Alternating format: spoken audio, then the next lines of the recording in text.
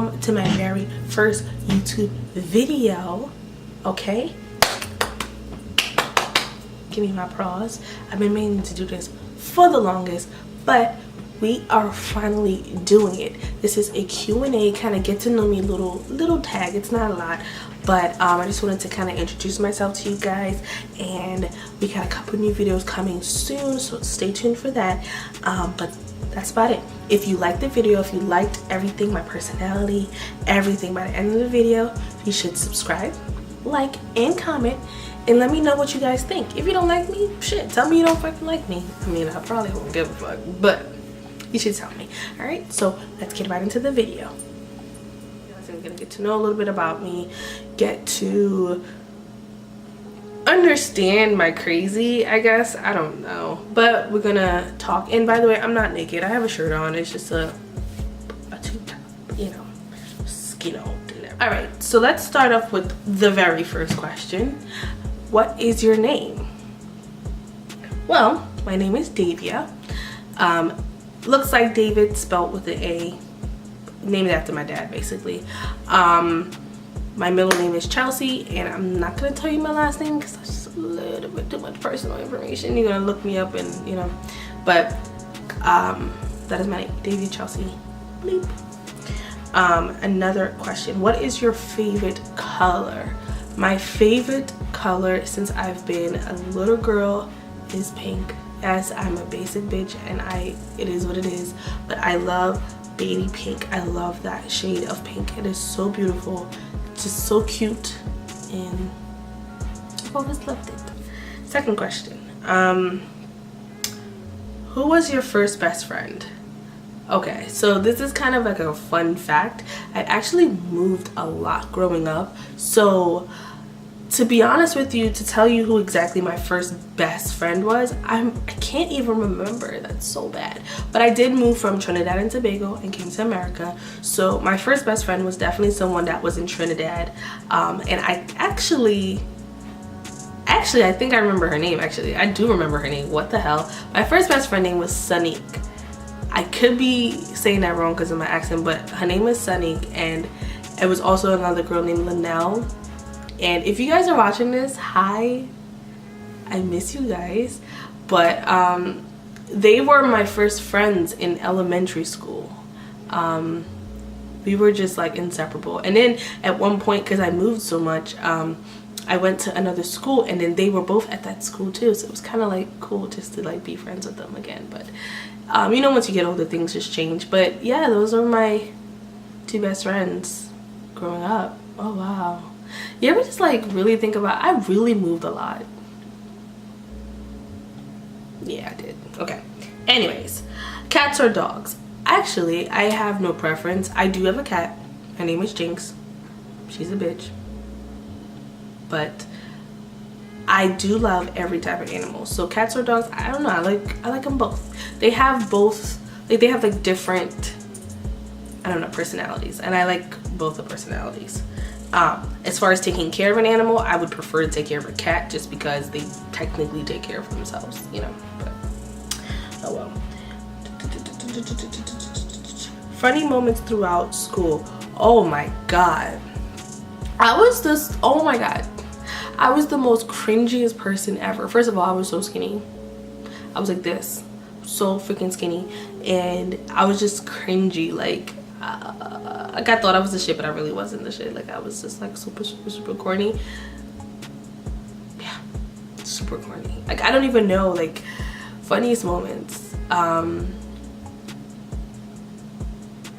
used to like wear the most obnoxious eyeshadow combinations. Like I just thought I was the shit. I don't know what, like when you guys see my freaking outfits, you'd be like, what the hell? Who the hell did I think I was? Now looking back, I'm like, first of all, my friends wasn't shit at the time, because if you guys let me leave the house looking like that, y'all wasn't shit. So fuck y'all. It's like, nah, no, I love you guys, but just okay, cringy. That's all I have to say. I was just a walking cringe. Like, ugh. Did you play any sports? No. Fuck no. First of all, I have like asthma, and that shit, really having like the mental, like, yes, I want to run track, I want to do this, I want to do that. But as I said, I was cringy as fuck. So I would be hype, I got the outfit on, I looked the part, and then all of a sudden I start to run, or I start to do something too much extra exerting of energy, and all of a sudden I laid out dead, asthma attack, go to the hospital, dramatics, crying, I can't breathe. So no, I didn't do any sports in high school or middle school or anything, because I just was a hot freaking cringy asthma attack ass mess. Yes, god damn it, I was so fucking weird. Thank god I grew up though. Oh my god. Who are some of your favorite YouTubers? Okay, let's get down to the nitty gritty. I am obsessed with chocolate girls on YouTube. Obsessed. Now don't get me wrong, I have like my original OG favorites before like black girls really started doing YouTube, because like, you know, I thought I was white. Let's not even go there. I thought I was white. And I thought I was like a mix, to be honest with you, just because I'm foreign. In my head I'm like, yes, I'm a mixed bitch. I got the curls on my back, blah blah blah. So I loved Andrea's Choice. Absolutely still love her. She is hands down, that is the first person I ever watched on YouTube. It's crazy. You want to know a fun fact? Back in high school, I actually wrote a paper stating that YouTube would eventually take over TV. And you know, my teacher actually gave me a C on that. I actually had facts, like pure facts, that this YouTube is going to become so mainstream and so popular that people will prefer to watch that over regular TV. This bitch. Anyways, I never liked her anyways, but whatever. That's besides the point. But anyway, next questions. Do you have any siblings? Yes, I do. I have 3 other siblings.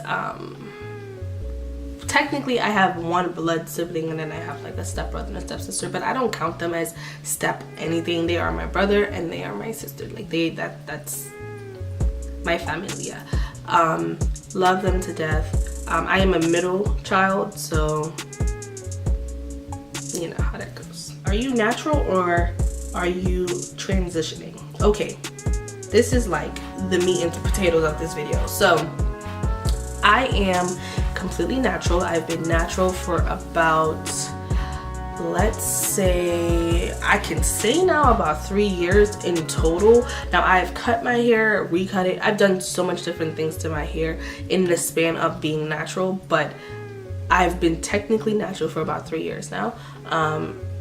I initially went natural when I first did my first big chop, but it wasn't a big chop. I still got a perm, so I had gotten a short pixie cut, and that was hard for me because I've always had long hair. I've always had hair. I've always had a weave. I've always had something that's like my security blanket. Now it's so sad to say that like in this generation, hair means a lot to a lot of people. Some people are like, listen, I'm gonna shave this shit the fuck off and I'm good. But to me at the time, oh my god, I needed to have my hair, I needed to have my bundles, I needed to have this, I needed to have that. But now it don't matter. I have a wig.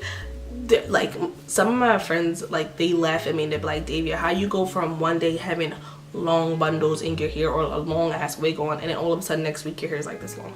You can't be doing that. You can't be switching up on that. But I don't care. I don't, because embrace me, embrace this. Like this is how I am. So I've been natural. My hair was super long. It got super long. I actually had colored, like bleached hair, professionally bleached hair. It was like a balayage I had. It was so beautiful. My hair was flourishing. It was so healthy. And then I did get a weave. I got a weave and I got heat damage from constantly flat ironing my leave out, because for me, if I have a weave and my leave out is out, it needs to be blended in, bone straight. That's just how I am. So I was every day just straightening the leave out, and when I took it out after about a month of having it in, my leave out would not revert back. So that freaked me out. And I also had dyed my hair black to match the actual weave, and that was also a bad idea because then it turned the bleach color of my hair green. Like, it was extremely horrible. I cried, I didn't know what to do, so one day I just was like, fuck it, I'm just gonna cut it off, start over. At least I know what I'm doing now. I know the steps. I know how to truly and really protect my hair the right way and not damage it, not do the dumb stuff that caused the damage or anything like that. And I know how to really take care of my hair and really show my hair some love and have it flourish. So I did that official cut back in November 7th of 2017.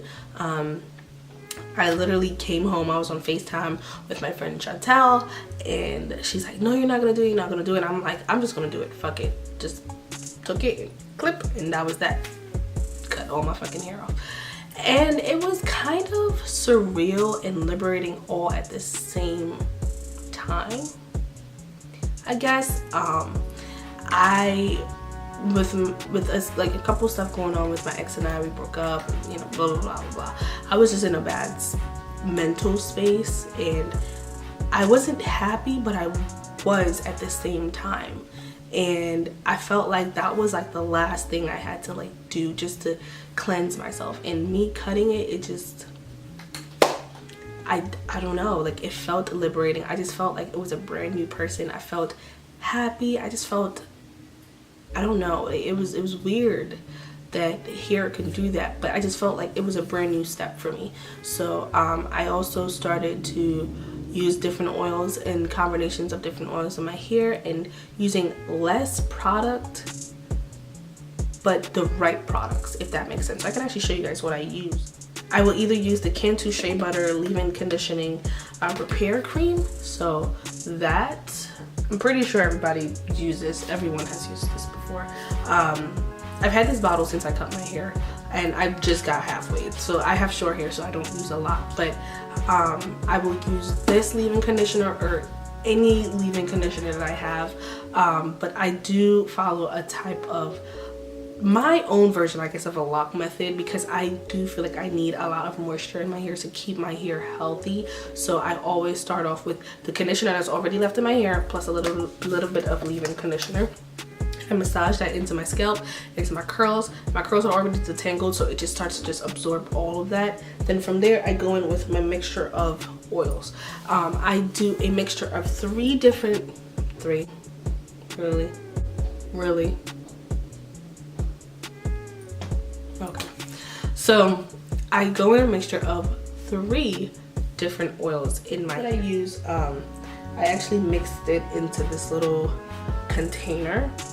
This was, I think this was like some oil bottle, something that I had in here. I think it could have been an oil, it could have been something, I don't know. But I just boiled it, I cleaned it out, and then I was just like, you know what, I'll just use this to keep my little oil concoction in. Excuse the bottle, it looks gross, but I've obviously put in some use. I could have a little bit left in here.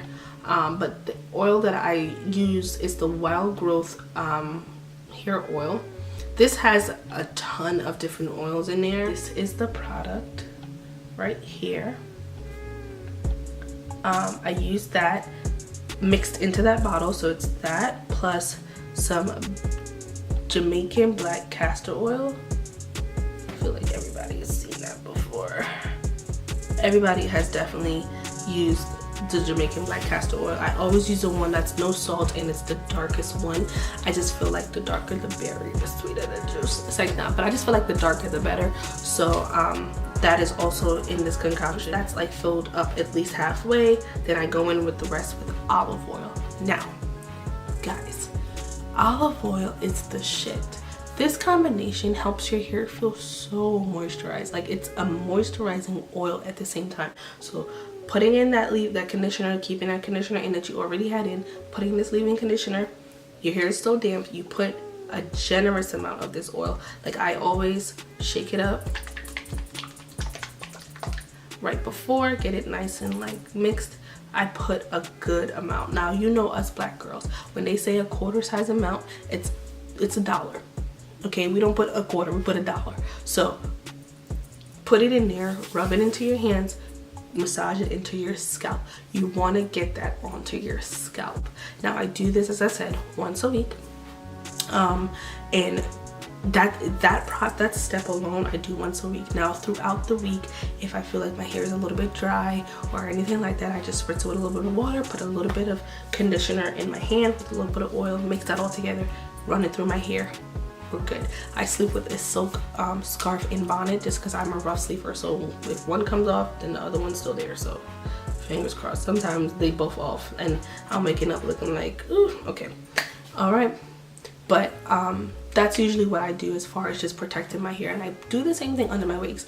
Usually not every day, but every other day I will try to, before I put my wig on, put a little bit of oil on my scalp just to keep it nice and moist under there. I feel like your hair is like a tree, a plant.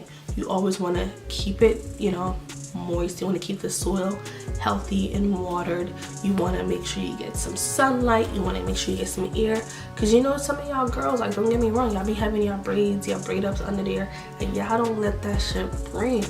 You do not let it breathe, and all of a sudden your scalp smell like a fucking turtle tank. Okay, you need to let that shit breathe sometimes. Even if it's one day, take your hair out, wash it, let it get some air through your little follicles, let it breathe a little bit, 2 or 3 days, just let it breathe, you know, and then you're good to go. I always make sure my hair is spritzed with water, because I feel like water being taken internally, so when you're drinking your water, your girl,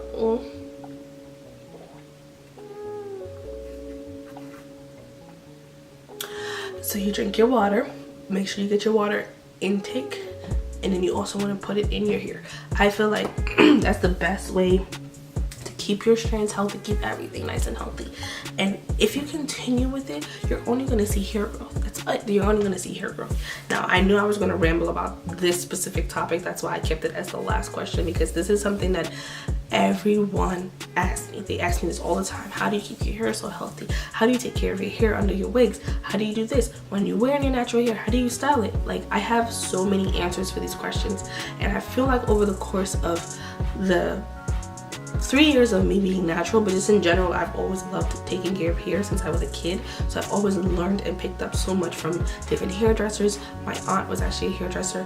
My mom did my hair for a majority of my life, so she taught me so much on my own too. So I just feel like I have so much knowledge that I just want to throw it at people, and I want to help you guys out.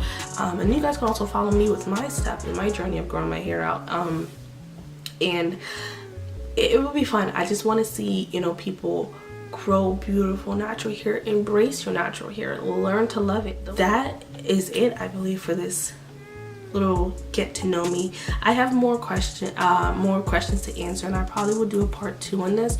If I don't do a part 2, ask me some more questions at the bottom, because I just went off a little like questionnaire that was on Google, just so you guys can get to know a little bit about me. But if you have any more questions, anything, just ask down below in the comment section. I will link everything below. I can actually link the oils that I use from Amazon, everything down below, so you guys can go look for it.